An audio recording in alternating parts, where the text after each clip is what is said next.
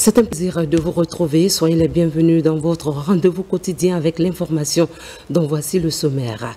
Route Kabylie-Kouria, le bitumage redémarre. Projet présidentiel de 30 km enfin relancé. Travaux publics et entreprises trouvent un consensus. Déguerpissement des emprises avant la reprise des travaux. La Guinée montre son potentiel minier et socio-économique au Forum Afrique-Singapour. Simandou 2040 au cœur des discussions sur le développement, énergie, infrastructure et technologie. Opération épervier, renforcement de la lutte contre le trafic de produits prohibés. La CIPAP saisit une quantité de médicaments illicites. Mesdames et messieurs, bonsoir. Bienvenue dans ce journal que nous ouvrons sur une série de décrets. Décret D 2025-0167 PRG CNRD SGG portant attribution et organisation du ministère de l'Hydraulique et des Hydrocarbures. Le président de la République, vu la charte de la transition, décrète. Chapitre 1. Mission et attribution. Article 1er. Le ministère de l'Hydraulique et des Hydrocarbures a pour mission la conception, l'élaboration et la mise en œuvre de la politique du gouvernement dans les domaines de l'hydraulique, des hydrocarbures et de l'assainissement et d'en assurer le suivi. À ce titre, il est particulièrement chargé de élaborer les textes législatifs et réglementaires en matière d'hydraulique, d'hydrocarbures et de l'assainissement et de veiller à leur application. Définir et de mettre en œuvre des politiques et stratégies dans les domaines de l'eau, de l'assainissement et des hydrocarbures. Contribuer à l'élaboration et la mise en œuvre des politiques et stratégies dans les domaines de l'hygiène et de la salubrité. Assurer l'information, la sensibilisation et l'encadrement de la population en matière d'eau, d'assainissement et des hydrocarbures, réaliser et entretenir des équipements permettant la précollecte, la collecte, l'évacuation, le traitement des eaux usées et pluviales, au transport et au recyclage des déchets liquides, domestiques et industriels. Veiller au respect des dispositions du Code pétrolier, de ces textes d'application et des dispositions contractuelles. Veiller au respect des dispositions du Code de l'eau, de ces textes d'application et des dispositions contractuelles. Procéder à l'inventaire, à la protection et à la préservation des ressources en eau et en hydrocarbures. Élaborer et mettre en œuvre les stratégies, plans, programmes et projets relatifs au domaine de l'hydraulique, des hydrocarbures et de l'assainissement. Élaborer les chemins directeurs dans les domaines de l'hydraulique et des hydrocarbures et de l'assainissement. Prendre en compte les dimensions environnementales dans les programmes et projets des secteurs de l'eau et des hydrocarbures. Assurer la desserte en eau sur toute l'étendue du territoire national. Élaborer et mettre en œuvre les stratégies de transfert de compétences aux collectivités locales dans les domaines de l'hydraulique conformément au Code des collectivités locales. Définir et veiller à l'application des politiques tarifaires en matière d'adduction d'eau potable, d'assainissement et de salubrité, de gaz butane et des produits pétroliers, des stratégies de transfert de compétences aux collectivités locales. Participer à la supervision de l'administration pétrolière, promouvoir la bonne gouvernance et la transparence dans les secteurs de l'hydrocarbure et des hydrocarbures, promouvoir la recherche pétrolière et gazière, veiller à l'approvisionnement des populations en produits pétroliers et dérivés de qualité, veiller à la structure du prix des produits pétroliers et au bon fonctionnement du système de péréquation dans le cadre de l'homologation des prix des produits pétroliers et dérivés sur toute l'étendue du territoire national, délivrer les licences ou autorisations de construction et d'exploitation des produits pétroliers et des stations-service, des dépôts pétroliers et gaziers et des raffineries conformément à la réglementation en vigueur. Promouvoir l'utilisation du gaz butane, délivrer les licences ou autorisations de promotion du gaz butane conformément à la réglementation en vigueur. Coordonner, impulser et assurer le suivi des programmes et projets de développement dans le cadre de la coopération sous-régionale et régionale, organiser des rencontres traitant des questions relatives au domaine d'activité du ministère et d'y participer. Prendre en compte les dimensions éthiques, genre et équité dans les activités du ministère. Prendre en compte la dimension environnementale et sociale dans la mise en œuvre des programmes et projets du ministère. Article 2. Le ministère en charge de l'hydraulique et des hydrocarbures a désormais la charge de coordonner toutes les questions relatives à l'assainissement liquide et solide, à la gestion des eaux usées et pluviales, à la planification, au suivi des infrastructures d'assainissement ainsi qu'à l'amélioration du cadre de vie en milieu urbain et rural. Chapitre 2. Organisation. Article 3. Pour accomplir sa mission, le ministère de l'Hydraulique et des Hydrocarbures comprend un secrétaire général, un chef de cabinet, des services d'appui, des directions nationales, des services rattachés, des organismes publics autonomes, des programmes et projets publics, des services déconcentrés, des organes consultatifs. Article 4. Le cabinet du ministre comprend un chef de cabinet, un conseiller principal, un conseiller juridique, un conseiller chargé des questions d'hydraulique, un conseiller chargé des questions économiques, un conseiller chargé de mission, un attaché de cabinet.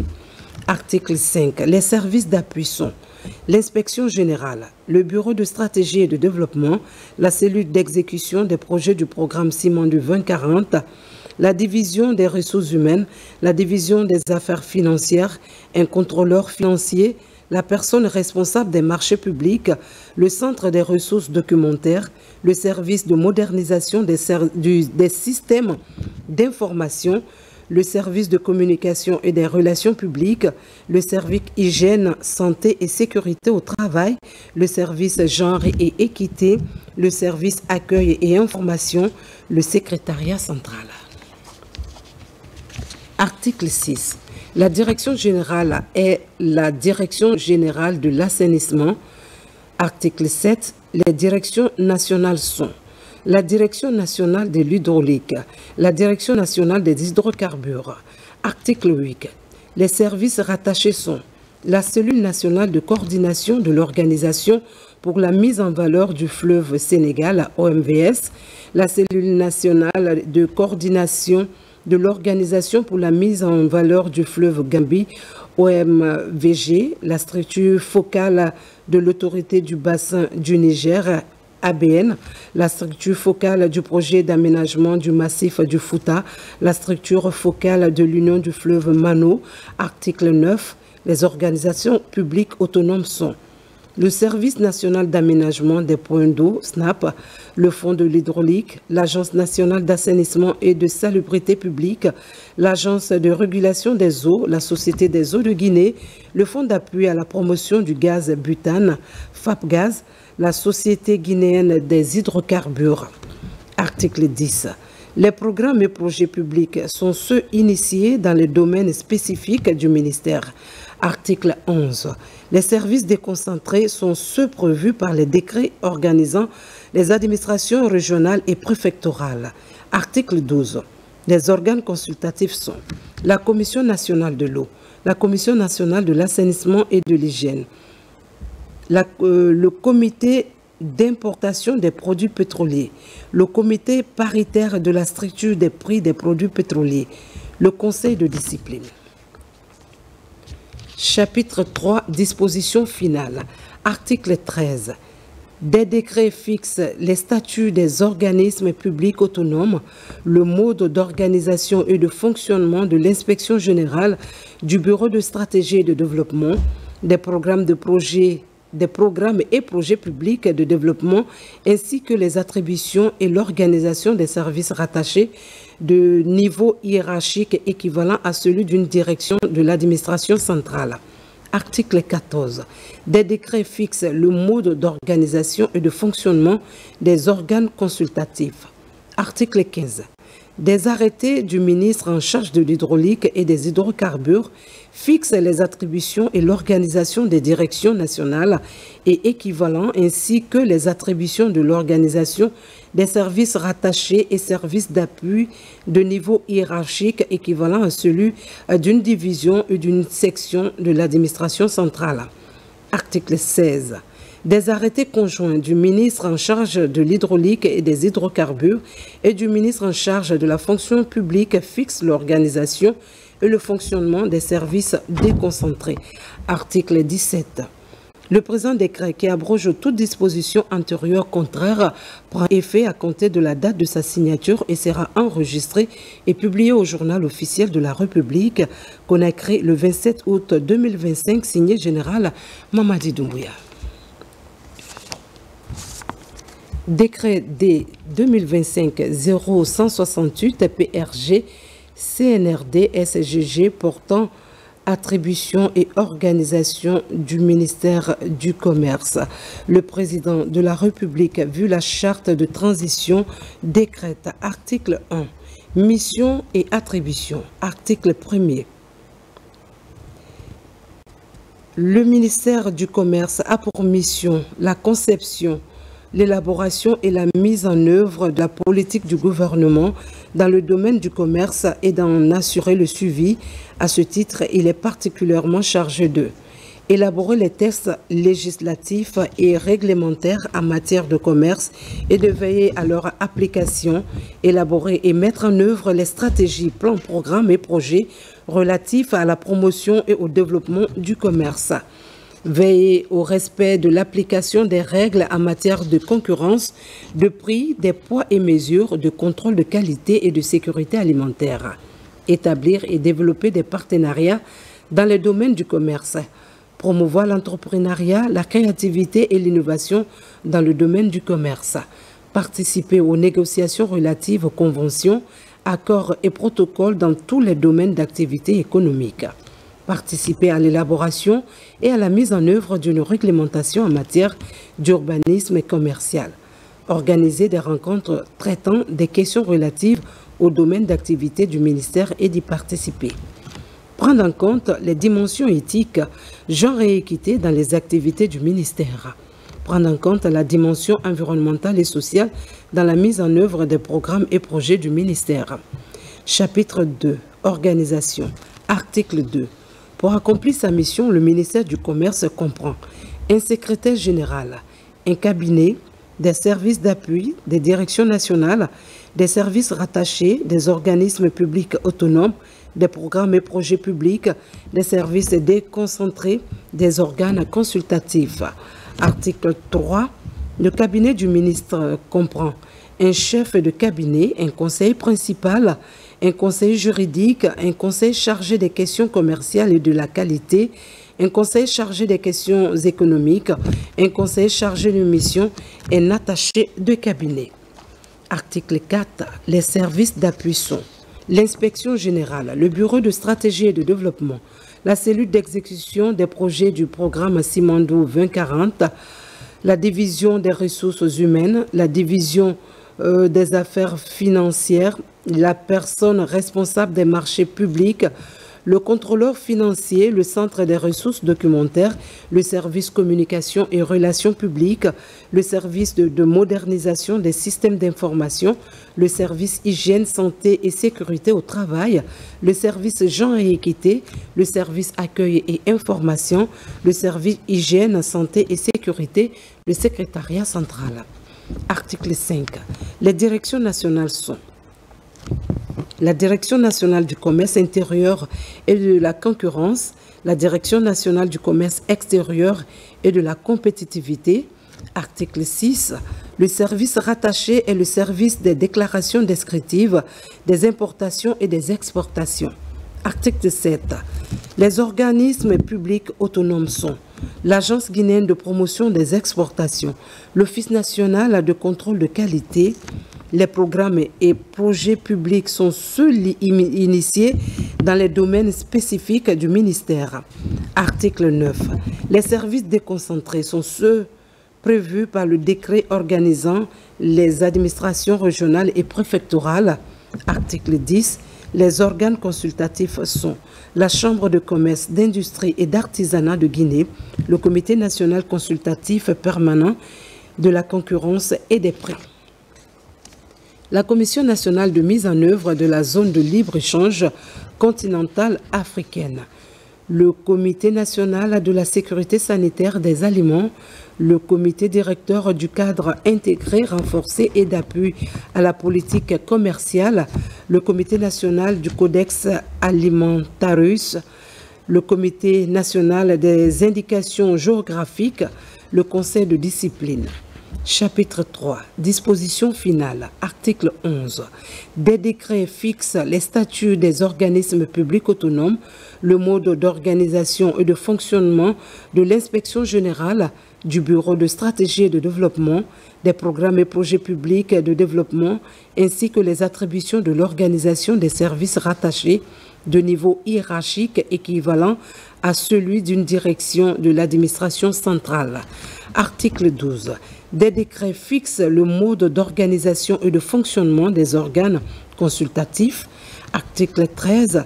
Des arrêtés du ministre du Commerce fixent les attributions et l'organisation des directions nationales et équivalents ainsi que les attributions de l'organisation des services rattachés et des services d'appui de niveau hiérarchique équivalent à celui d'une division ou d'une section de l'administration centrale. Article 14. Des arrêtés conjoints du ministre en charge du commerce et du ministre en charge de la fonction publique fixent l'organisation et le fonctionnement des services déconcentrés. Article 15. Le présent décret qui abroge toute disposition antérieure contraire prend effet à compter de la date de sa signature et sera enregistré et publié au journal officiel de la République, Conakry le 27 août 2025, signé Général Mamadi Doumbouya. Décret D 2025-0169 PRG CNRD SGG portant attribution et organisation du ministère de l'Industrie et des petites et moyennes entreprises.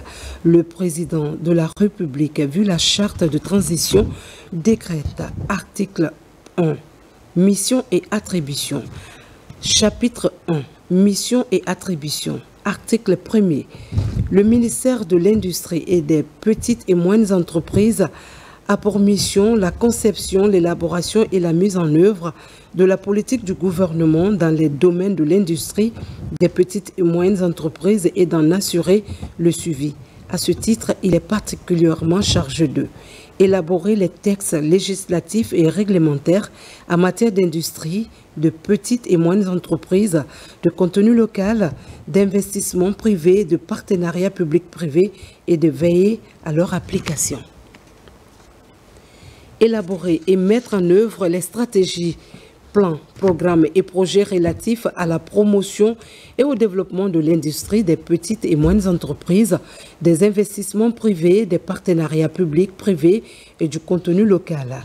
Veiller au respect des dispositions de la loi relative au contenu local, veiller à la mise en œuvre de la politique nationale de développement industriel, veiller à l'application de la réglementation en matière d'implantation et d'exploitation des unités industrielles, mettre en œuvre la politique nationale qualité en matière de normalisation, de certification, d'essai, d'accréditation et de métrologie. Veiller au respect du système qualité au sein des entreprises industrielles et des petites et moyennes entreprises. Établir et développer des partenariats dans le domaine de l'industrie et des petites et moyennes entreprises.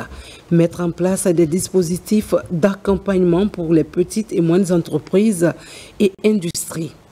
Promouvoir l'entrepreneuriat, la créativité et l'innovation dans les domaines de l'industrie et des petites et moyennes entreprises. Participer aux négociations relatives aux conventions, accords et protocoles dans tous les domaines d'activité économique. Participer à l'élaboration de la réglementation en matière d'urbanisme industriel. Veiller à l'application du Code des investissements et évaluer son impact sur l'économie nationale. améliorer la compétitivité du pays pour accroître l'attractivité de la Guinée, encourager la création et le développement d'institutions et d'instruments financiers adaptés au financement de l'investissement, soutenir les projets et programmes d'investissement et des partenariats publics-privés d'intérêt stratégique initiés par d'autres ministères. Assurer le montage, le pilotage, le suivi et l'évaluation des projets d'investissement et des partenariats publics et privés en relation avec les autorités contractantes et de veiller à leur mise en œuvre. Veiller à l'amélioration continue de l'environnement des affaires. Intégrer la propriété intellectuelle dans les stratégies sectorielles de développement, promouvoir la créativité et les innovations technologiques, assurer la protection des droits de propriété industrielle, participer à la création de parcs et zones de développement industriel et de petites et moyennes entreprises, prendre en compte les dimensions éthiques, genre et équité dans les activités du ministère, prendre en compte la dimension environnementale et sociale dans la mise en œuvre des programmes et projets du ministère. Organiser des rencontres traitant des questions relatives au domaine d'activité du ministère et d'y participer. Chapitre 2. Organisation. Article 2. Pour accomplir sa mission, le ministère de l'Industrie et des petites et moyennes entreprises comprend un secrétaire général, un cabinet, des services d'appui, des directions nationales, des services rattachés, des organismes publics autonomes, des programmes et projets publics, des services déconcentrés, des organes consultatifs. Article 3. Le cabinet du ministre comprend un chef de cabinet, un conseiller principal, un conseiller juridique, un conseiller chargé des questions industrielles et des investissements privés, un conseiller chargé des questions de PME et du contenu local, un conseiller chargé de mission et un attaché de cabinet. Article 4. Les services d'appui sont l'inspection générale, le bureau de stratégie et de développement, la cellule d'exécution des projets du programme Simando 2040, la division des ressources humaines, la division des affaires financières, la personne responsable des marchés publics, le contrôleur financier, le centre des ressources documentaires, le service communication et relations publiques, le service de modernisation des systèmes d'information, le service hygiène, santé et sécurité au travail, le service genre et équité, le service accueil et information, le secrétariat central. Article 5. Les directions nationales sont la Direction nationale de l'industrie, la Direction nationale des petites et moyennes entreprises et du contenu local. Article 6. Les services rattachés sont le service de la propriété industrielle et de l'innovation technologique, l'Observatoire national de la compétitivité du pays, ONCP, l'Agence autonome d'assistance intégrée aux entreprises, 3AE, la Direction des partenariats publics privés, DPPP. Article 7. Les organismes publics autonomes sont l'Agence de promotion des investissements privés, APIP Guinée, l'Agence d'aménagement et de gestion des parcs industriels de Guinée, AGESPI, le Centre pilote de technologie industrielle, CPTI, le Fonds de développement industriel et des PME, FODIP, le Fonds de garantie des prêts des entreprises, FGPE, l'Institut guinéen de normalisation et de métrologie, IGNM.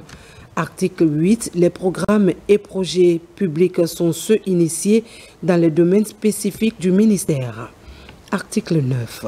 Les services déconcentrés sont ceux prévus par le décret organisant les administrations régionales et préfectorales. Article 10. Les organes consultatifs sont le Conseil national de l'industrie, Guinée Business Forum, le Comité national de coordination et de développement de la propriété intellectuelle, le Comité national des indications géographiques, le Conseil de discipline. Chapitre 3. Dispositions finales. Article 11.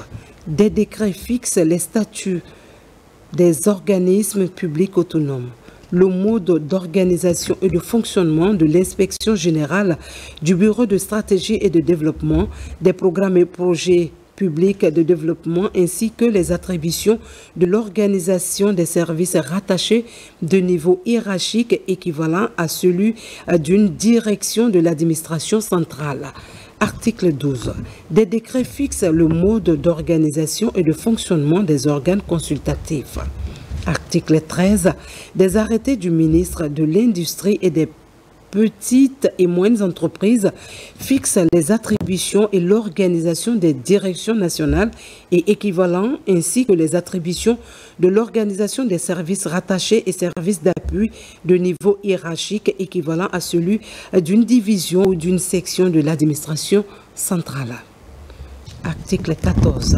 Des arrêtés conjoints du ministre en charge de l'industrie et des petites et moyennes entreprises et du ministre en charge de la fonction publique fixent l'organisation et le fonctionnement des services déconcentrés. Article 15. Le présent décret qui abroge toute disposition antérieure contraire prend effet à compter de la date de sa signature et sera enregistré et publié au journal officiel de la République, Conakry, le 27 août 2025, signé Général Mamadi Doumbouya. Décret D 2025-0170 PRG CNRD SGG portant attribution et organisation du ministère de l'Énergie. Le président de la République a vu la charte de transition décrète. Article 1. Mission et attribution. Chapitre 1, mission et attribution. Article 1er, le ministère de l'Énergie a pour mission la conception, l'élaboration et la mise en œuvre de la politique du gouvernement dans le domaine de l'énergie et d'en assurer le suivi. À ce titre, il est particulièrement chargé de élaborer les textes législatifs et réglementaires en matière d'énergie et de veiller à leur application. Procéder à l'inventaire, à la protection et à la préservation des ressources énergétiques. Élaborer les stratégies, plans, programmes et projets dans le domaine de l'énergie. Élaborer les schémas directeurs dans le domaine de l'énergie, prendre en compte la dimension environnementale dans les programmes et projets du secteur de l'énergie, assurer la desserte en électricité sur toute l'étendue du territoire national, élaborer et mettre en œuvre les stratégies de transfert de compétences aux collectivités locales dans le domaine de l'énergie conformément au Code des collectivités locales. Encourager et soutenir les initiatives ou les projets de transformation des déchets en énergie. Promouvoir la recherche et l'utilisation des énergies renouvelables. Promouvoir les économies d'énergie et l'efficacité énergétique. Promouvoir la bonne gouvernance et la transparence dans le secteur de l'énergie. Promouvoir le genre et l'équité dans les activités du ministère. Coordonner, impulser et assurer le suivi des programmes et projets de développement dans le cadre de la coopération sous-régionale et régionale. Organiser des rencontres traitant des questions relatives au domaine d'activité du ministère et d'y participer. Prendre en compte les dimensions éthiques, genre et équité dans les activités du ministère. Prendre en compte la dimension environnementale et sociale dans la mise en œuvre des programmes et projets du ministère. Chapitre 2. Organisation. Article 2. Pour accomplir sa mission, le ministère de l'Énergie comprend un secrétaire général, un chef de cabinet, des services d'appui, des directions nationales, des organismes publics autonomes, des programmes et projets publics, des services déconcentrés, des organes consultatifs. Article 3. Le cabinet du ministre comprend un chef de cabinet, un conseiller principal, un conseiller juridique, un conseiller économique, un conseiller chargé des questions d'infrastructure et institutionnelles, un conseiller chargé de mission, un attaché de cabinet. Article 4. Les services d'appui sont l'inspection générale, le Bureau de stratégie et de développement, la cellule d'exécution des projets du programme Simondo 2040, la division des ressources humaines, la division des affaires financières, le service des affaires juridiques, un contrôleur financier, la personne responsable des marchés publics, le centre des ressources documentaires, le service de modernisation des systèmes d'information, le service de communication et des relations publiques, le service hygiène, santé et sécurité au travail, le service genre et équité, le service accueil et information, le secrétariat central. Article 5. Les directions nationales sont la Direction nationale des énergies renouvelables, la Direction nationale des énergies conventionnelles. Article 6. Les organismes publics autonomes sont l'Agence de la maîtrise de l'énergie, l'Agence nationale des énergies renouvelables, l'Agence guinéenne d'électrification rurale, la Société de gestion et d'exploitation de Swapiti, la Société électricité de Guinée. Article 7. Les programmes et projets publics sont ceux initiés dans les domaines spécifiques du ministère. Article 8. Les services déconcentrés sont ceux prévus par les décrets organisant les administrations régionales et préfectorales. Article 9. Les organes consultatifs sont le Conseil national de l'énergie, le Conseil de discipline. Chapitre 3. Dispositions finales. Article 10. Des décrets fixent les statuts des organismes publics autonomes, le mode d'organisation et de fonctionnement de l'inspection générale, du Bureau de stratégie et de développement, des programmes et projets publics de développement, ainsi que les attributions de l'organisation des services rattachés de niveau hiérarchique équivalent à celui d'une direction de l'administration centrale. Article 11. Les décrets fixent le mode d'organisation et de fonctionnement des organes consultatifs. Article 12. Des arrêtés du ministre en charge de l'énergie fixent les attributions et l'organisation des directions nationales et équivalents, ainsi que les attributions et l'organisation des services rattachés et des services d'appui de niveau hiérarchique équivalent à celui d'une division ou d'une section de l'administration centrale. Article 13. Des arrêtés conjoints du ministre en charge de l'énergie et du ministre en charge de la fonction publique fixent l'organisation et le fonctionnement des services déconcentrés. Article 15. Le présent décret qui abroge toute disposition antérieure contraire prend effet à compter de la date de sa signature et sera enregistré et publié au journal officiel de la République. Conakry, le 27 août 2025, signé Général Mamadi Doumbouya. Les travaux de bitumage de la route Kagbele-Kouria, longtemps interrompus, reprennent. Un consensus a été trouvé entre le ministère et les entreprises avec comme première étape le déguerpissement des emprises. Aboubakar Junior Camara pour en savoir un peu plus. L'un des facteurs qui ralentit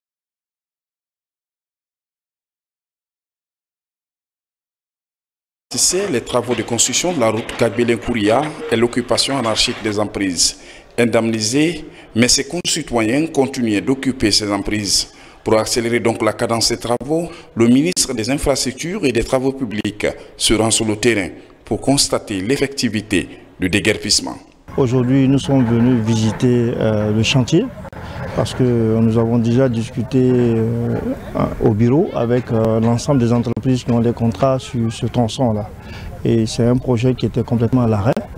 Et à cause de certains petits problèmes, donc c'est ce que nous avons cherché à lever comme obstacle et redémarrer les travaux. Et nous avons constaté effectivement que les travaux ont démarré. C'est une route importante pour la capitale Conakry. Elle permet vraiment de dégager Conakry et de sécuriser la RN1, qui est la route principale. Ce chantier de 30 km en 2x2 voies est inscrit dans le portefeuille des projets de priorité présidentielle. 3 entreprises nationales travaillent sur le projet afin de terminer les travaux de cette route qui va servir de contournant pour la municipalité de Koya. Nous avons eu beaucoup de difficultés liées à l'encombrement de l'emprise de la route. Et ça date de 2022-2023 jusqu'à maintenant. il y avait beaucoup d'obstacles. Et avec l'arrivée du ministre des Travaux publics, nous avons eu une réunion et il a aussitôt décidé, dès le moment que nous avons parlé de ces obstacles, et la journée d'aujourd'hui avait été retenue pour venir lancer les travaux de déguerpissement ou de dégagement de l'emprise. Financée entièrement par le budget national de développement, la route Kabylie-Nkouria doit désenclaver la nouvelle décharge avant de désengorger la rentrée de Conakry par la route nationale numéro 1. Hors du pays, précisément en Belgique, le ministre des Affaires étrangères, Dr Maurice Sanda Kouyaté, poursuit sa visite de travail. Il a échangé avec la ministre belge de la Migration sur les défis liés au phénomène migratoire. Une solution concertée est en cours d'étude. Conakry et Bruxelles cherchent à renforcer leur coopération dans ce domaine. Makemendozo.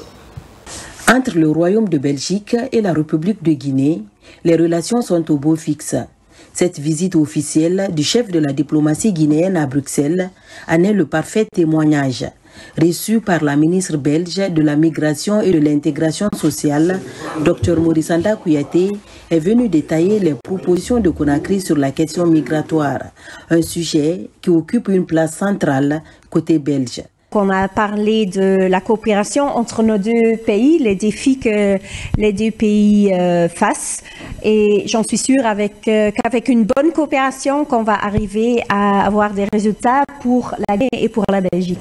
Il y a des défis qu'on a des deux côtés et j'en suis sûre qu'avec la coopération et avec le chat qu'on a eu pour qu'il y ait des pas en avant des deux côtés en fait. Cet entretien est essentiellement porté sur le renforcement de la coopération bilatérale concernant les questions migratoires. Le ministre Kouyaté a réaffirmé la disponibilité de l'État guinéen à travailler de façon concertée avec la Belgique dans le respect des textes et de la dignité des compatriotes. Le problème sur la migration, c'est que nous sommes en train en Guinée de renverser la situation avec le programme Simandou 2040 que j'ai décrit à Madame la ministre. Aujourd'hui, on a beaucoup plus d'action des Guinéens qui viennent pour s'insérer dans ce grand programme. Donc nous avons besoin de nos ressources humaines. Nous ne voulons pas qu'elles partent. Et celles qui sont parties, nous voulons les attirer pour qu'elles reviennent. Donc on n'est pas un pays qui pousse ses citoyens à la migration illégale. C'est pourquoi nous allons travailler ensemble dans l'intérêt des deux pays pour que tout cela se fasse dans le respect total des droits des humains. Et la Guinée est devenue un pays nouveau. Ah oui. Qui a choisi une nouvelle vision avec le président de la République, le général Mamadi Doumbouya. Et je suis sûr et certain que la Guinée va encore continuer à monter plus haut dans la coopération internationale sous son leadership. La ministre belge a salué ce déplacement du chef de la diplomatie guinéenne pour Bruxelles afin de débattre des défis auxquels les deux pays font face, notamment la migration irrégulière. A ajouté que le chef de la diplomatie a également échangé avec l'avocat et les autorités belges sur la situation de l'ex-ambassadrice Madame Doucouré Aïssatou. La Guinée brille au Forum Afrique-Singapour en mettant en lumière ses recherches minières et le programme Simandou 2040. Le pays saisit cette vitrine internationale pour promouvoir ses ressources naturelles et son potentiel de développement socio-économique durable. Du 26 au 28 août 2025, la Guinée a marqué de son empreinte le Forum Afrique-Singapour, un événement stratégique dédié à la stimulation des échanges commerciaux et des partenariats entre l'Afrique et l'Asie. Représenté par le ministre du Plan et de la Coopération internationale Ismaël Nabé, accompagné de la conseillère à la présidence Maïmouna Diarabi, ainsi que d'une forte délégation, la Guinée a fait valoir ses atouts miniers et la vision du président de la République, son Excellence le général Mamadi Doumbouya, notamment le programme Simandou 2040. La Guinée a saisi cette occasion qui a réuni acteurs publics et privés autour de discussions sur divers secteurs clés, notamment l'énergie, les infrastructures, la logistique, l'agriculture et la technologie, pour mettre en avant ses ressources naturelles et son potentiel de développement socio-économique durable et responsable, en particulier grâce au programme Simandou 2040. Le séjour de la délégation guinéenne a été ponctué de rencontres essentielles avec les dirigeants de divers secteurs. L'une des premières rencontres notables a eu lieu avec Top International Holding, un géant du secteur énergétique et minier opérant en Asie-Pacifique et en Guinée. Les discussions ont porté sur le transfert de compétences, l'exploitation de la bauxite ainsi que sur la création de synergies pour maximiser les retombées locales. La délégation guinéenne a également échangé avec l'Académie de la chaîne d'approvisionnement et de la logistique Scala, spécialisée dans la formation personnelle en logistique. Le but, établir un partenariat pour former les jeunes Guinéens au métier de la chaîne d'approvisionnement et de la logistique, en ligne avec les objectifs du programme Simandou 2040 et de Simandou Academy, dédié au renforcement du capital humain.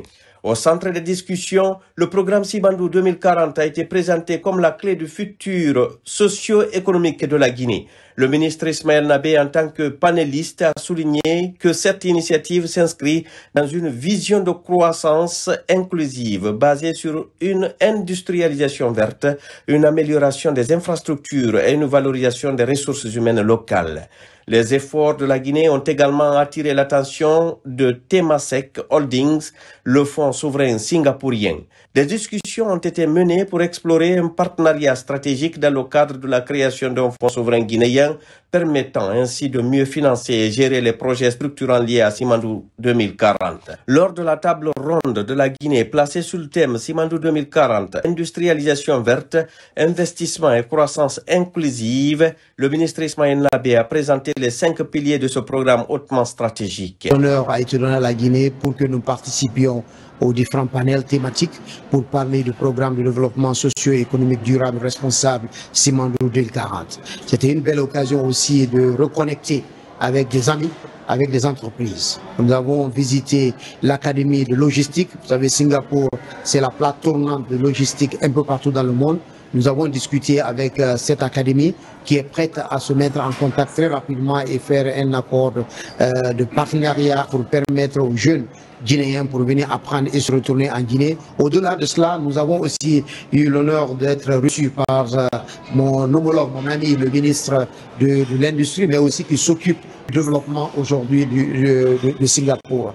Le ministre Tam nous a vraiment reçu, il nous a écoutés, on les a parlé de la vision de notre leader, le général Mamadi Doumbouya, mais aussi la vision de la Guinée les 15 prochaines années.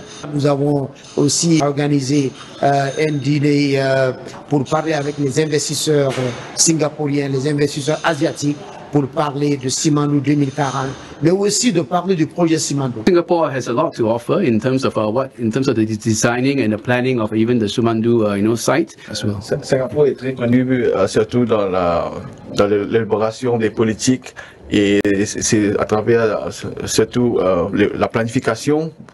On se fait travailler dans ce domaine et aussi à partager l'expérience de Singapour. Le ministre Nabé a souligné l'importance de former une nouvelle génération de professionnels qualifiés capables de répondre aux défis économiques et industriels de demain, conformément à la vision du président de la République, son Excellence, le général Mamadi Doumbouya, qui entend faire de la Guinée une terre d'opportunités et de destination pour les investisseurs internationaux, tout en assurant une croissance inclusive pour le peuple souverain de Guinée.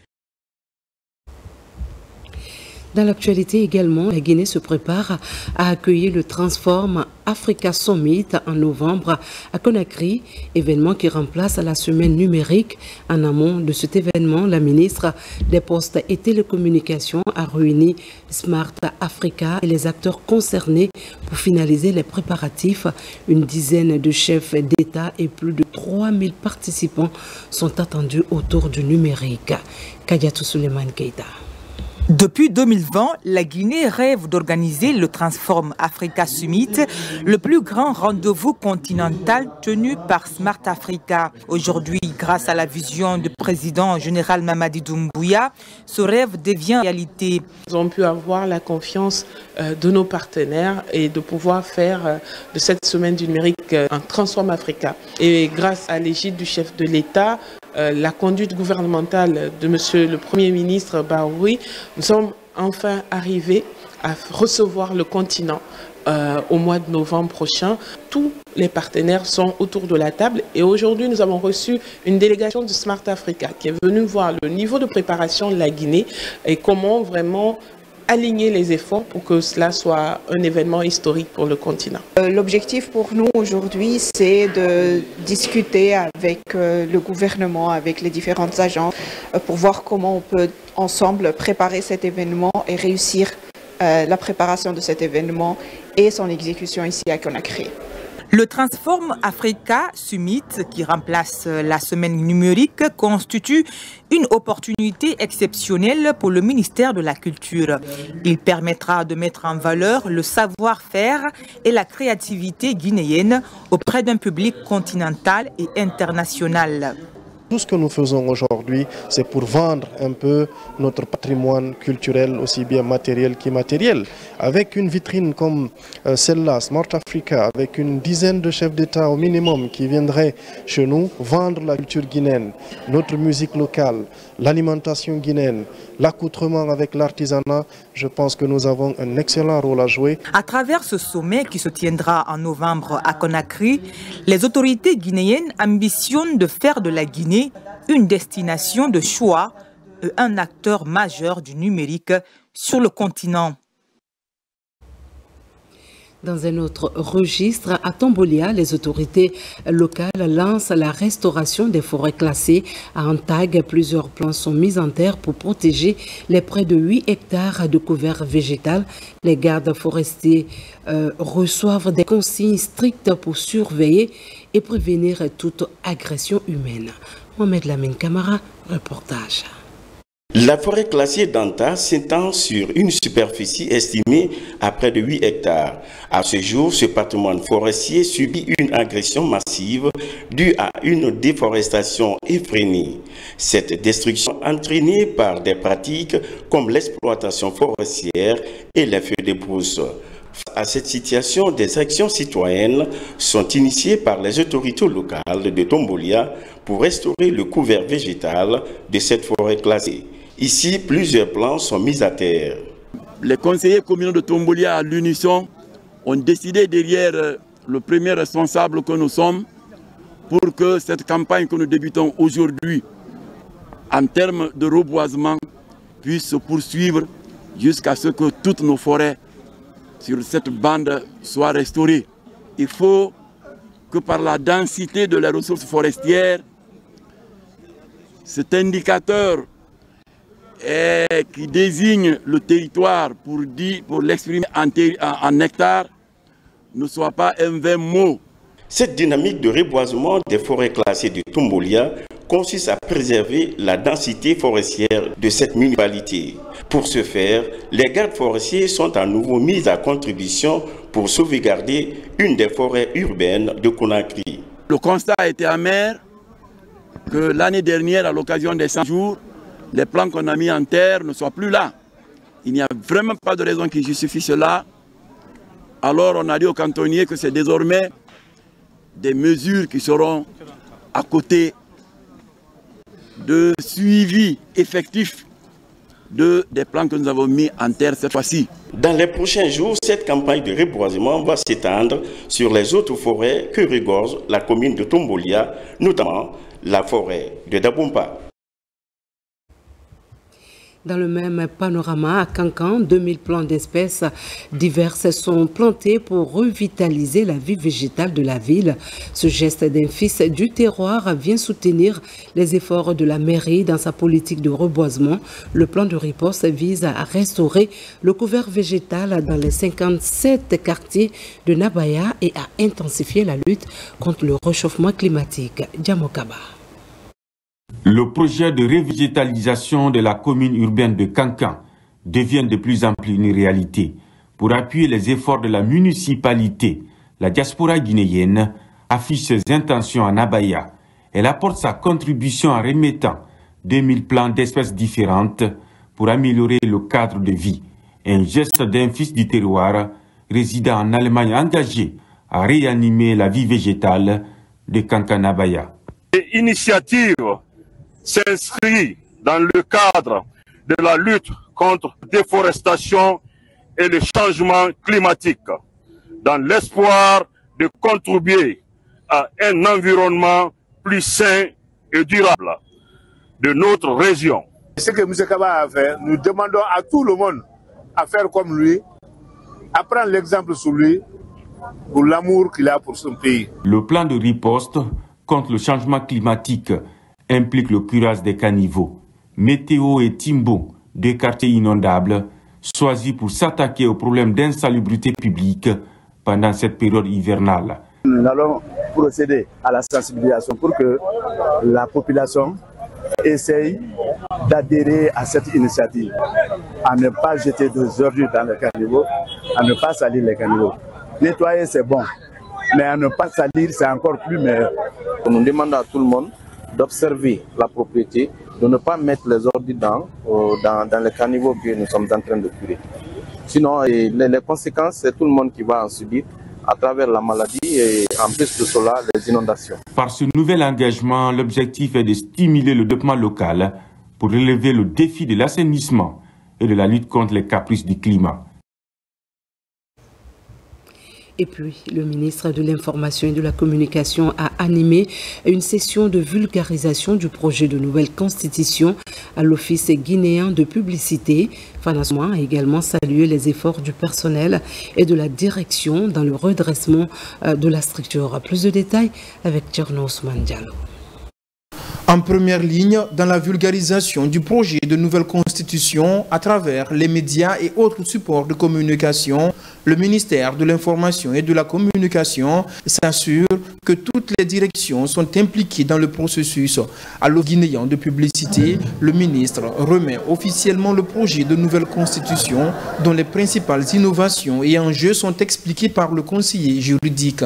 Puisque l'OGP, en tant que régulateur de la publicité en Guinée, est un service transversal, nous avons jugé utile de faire appel à tous les employés de l'OGP pour accueillir le ministre de l'Information et de la Communication dans nos locaux et avec lui discuter du projet de la nouvelle constitution afin que chaque employé de l'OGP se l'approprie et pour que chaque employé de l'OGP contribue à son niveau à sa vulgarisation. Aujourd'hui, l'OGP, nous sommes prêts et nous allons véhiculer ce message-là. Déjà en interne, nous allons le faire au niveau de chaque département, au niveau de chaque service, au niveau de chaque agence. Au nom du ministre de l'Information et de la Communication, le secrétaire général du ministère a mis l'occasion à profit pour rendre hommage aux travailleurs de l'OGP et à la direction générale pour les efforts dans le redressement de cette structure et pour leur contribution à la vulgarisation du projet de nouvelle constitution. Nous avons vu ce qui s'est passé pendant ces 4 dernières années. Nous sommes en train de nous engager vers une nouvelle ère. Et donc, du coup, la première chose, c'était donc de remercier le directeur général de l'OGP, l'ensemble de ses collaborateurs, et vous qui êtes tous ici aujourd'hui pour nous donner l'opportunité de parler de cette constitution. La deuxième chose, nous savons tous d'où vient l'OGP, nous savons dans quelle situation la direction actuelle l'a trouvée. Je pense que c'est l'occasion aujourd'hui, au niveau du cabinet du ministère de l'Information et de la Communication, non seulement de remercier le directeur général et ceux qui sont en train de travailler avec lui, mais aussi vous remercier vous tous qui depuis quelque temps consentez aussi des sacrifices pour que la tâche qui a été confiée au directeur général, que cette tâche-là soit accomplie. L'engagement de l'OGP dans la vulgarisation du projet de nouvelle constitution permet de toucher sur l'ensemble du territoire des millions de citoyens à travers ses plateformes et son vaste réseau dans l'univers de la communication. La synergie générale Mamadi Doumbouya inaugure une nouvelle antenne dans la commune urbaine de Kagbélé. Les membres de cette antenne ont été installés au quartier Tobolon 1. Sa mission, promouvoir les acquis du CNRD et renforcer la communication de proximité sur la nouvelle constitution. Marwan Kamara, Ismaël Nabé. C'est par cette cantique religieuse que les leaders religieux du quartier Kagbélé Plateau ont accueilli la délégation du secrétariat général des affaires religieuses. El Haj Karamo Diawara et sa suite sont venus vulgariser le contenu du projet de la nouvelle constitution auprès des citoyens de la commune urbaine de Kagbeli. Nous voulons à travers vous les religieux, le message que vous diffusez, ça doit être un message de paix, de rassemblement, de vivre ensemble, de la bonne cohabitation. Comme dans les autres communes de Conakry, cette tournée de vulgarisation enclenchée par le secrétariat général des affaires religieuses a eu des échos favorables à Kagbeli. L'initiative consiste à mobiliser la communauté religieuse afin d'améliorer la communication dans les lieux publics. Toutes les 13 communes de Conakry sont découvertes. Nous avons sillonné toutes ces communes et nous avons senti à travers la réaction de la population une satisfaction, une compréhension et une adhésion. Donc je sais qu'autour des imams, autour des chefs religieux, ils vont participer activement à vulgariser le contenu du projet de cette nouvelle constitution à nos populations. Cette journée citoyenne marque la dernière étape de la campagne de vulgarisation engagée par le secrétariat général des affaires religieuses dans les 13 communes de la capitale. Tout à fait autre chose, le 25 août commémore le 11e anniversaire de la Fondation internationale Ahmed Sékou Touré et le 67e anniversaire de l'allocution historique du président Ahmed Sékou Touré. Ce jour rappelle le courage du peuple guinéen face au colonialisme. Pour la FIAST, il s'agit de préserver cette mémoire, de la transmettre aux générations futures et de rappeler que la liberté se défend et se mérite. Sona Sagno, Diane Hansale.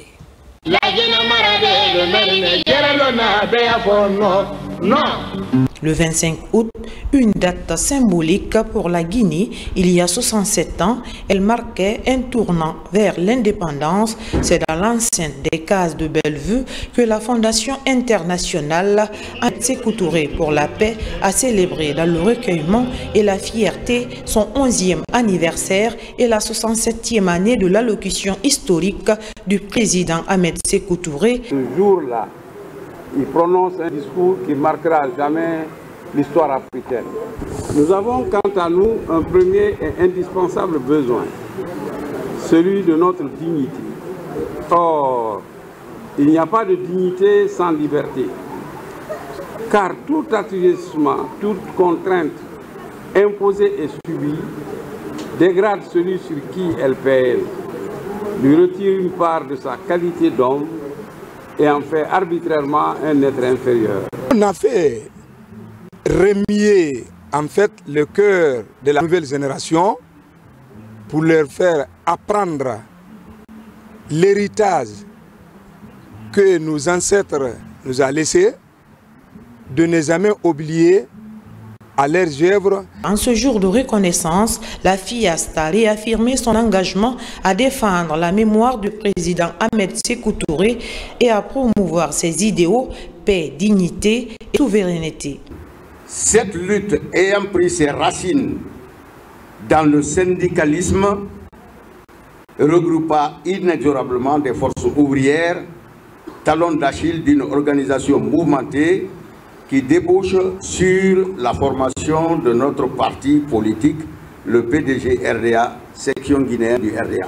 La Fondation a également salué les efforts constants du président Mamadi Doumbouya pour la paix et l'amélioration des conditions de vie des Guinéens. Nous vous amenons à Forêt-Caria où la construction de 2 centres de santé améliorés a été lancée dans la sous-préfecture de Moussaya et Pamalap. Cette initiative du ministère de la Santé vise à rapprocher les services de soins des populations à travers tout le pays. La ministre de la Promotion féminine, de l'enfance et des personnes vulnérables a posé la première pierre avec un délai de réalisation fixé à 12 mois. Tcherno Maroufba, Sidiki Sissé, reportage. La construction de 50 centres de santé dans tout le pays continue de se matérialiser sur le terrain. Dans la préfecture de Forêt-Caria, 2 centres de santé améliorés vont très bientôt sortir de terre. Cette pose de première pierre symbolise la réalisation du premier centre dans la sous-préfecture de Moussaya. Un délai contractuel de 12 mois est donné à l'entreprise contractante. La construction de ce centre de santé amélioré permettra de découvrir au moins 95% de la population desservie en créant un environnement propice à la prévention des maladies.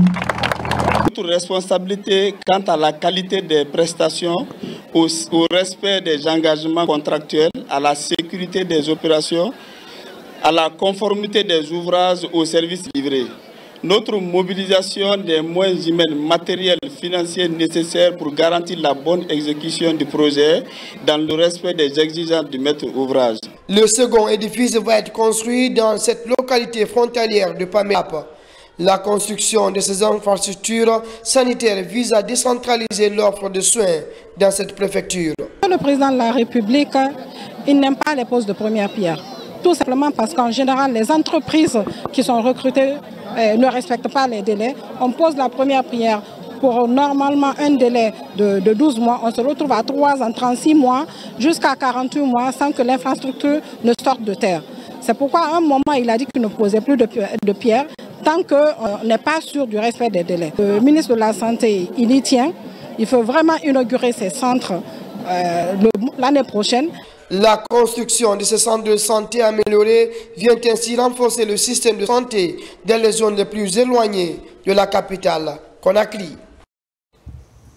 Restons à Pamelap pour boucler cette édition. La compagnie d'intervention de la police aux frontières réalise une saisie de médicaments illicites dans le cadre de l'opération Épervier. Depuis le déploiement dans la zone spéciale de Forêt-Caria, la CIPAF intensifie sa présence sur le terrain, traquant le trafic de stupéfiants et de produits prohibés le long des frontières.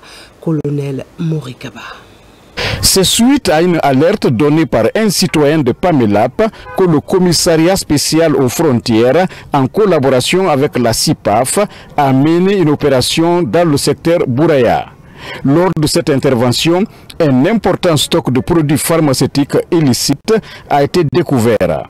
Selon les spécialistes, la majorité de ces médicaments sont impropres à la consommation. Les produits qu'on a saisis, moi, je peux dire que ces produits ne sont pas bons. Comment on peut prendre des produits pharmaceutiques qu'on doit consommer, aller camper ça dans la brousse? Ce n'est pas dans une pharmacie. D'ailleurs, c'est des produits, quand vous vérifiez tout de suite, vous verrez, beaucoup sont périmés. Les propriétaires, ils veulent que ces produits-là soient évacués en Guinée et avoir seulement de l'argent. Nous sommes contre ça. Pour nous, c'est un poison pour la population. Le combat ne fait que commencer. Ça va continuer partout les frontières de la Guinée. Sous la direction du général de division Guénabassori Kamara, directeur général de la police nationale, la CIPAF a pour mission de démanteler les réseaux criminels et de lutter contre le trafic de drogue et autres fléaux sociaux le long des frontières. Nous sommes très déterminés à n'importe quel moment, que ce soit la nuit, la pluie ou le soleil, nous sommes prêts à bondir sur le lieu. Et j'informe tous les citoyens que nous allons bannir tout le mal, quelle que soit la criminalité, le trafic, rien ne passera par la frontière. Cette saisie comprend 32 cartons de comprimés et 12 sacs remplis de sirop. Déclarés impropres à la consommation, ces produits sont désormais mis hors d'état de nuire pour garantir la sécurité des populations. Cette édition touche à sa fin. Merci de nous avoir suivis. Restons fiers de notre Guinée, ce paradis, terre de richesse et d'innovation. À très vite pour un nouveau rendez-vous avec l'actualité. Passez une belle soirée en compagnie de la chaîne qui a pour mission de vous servir.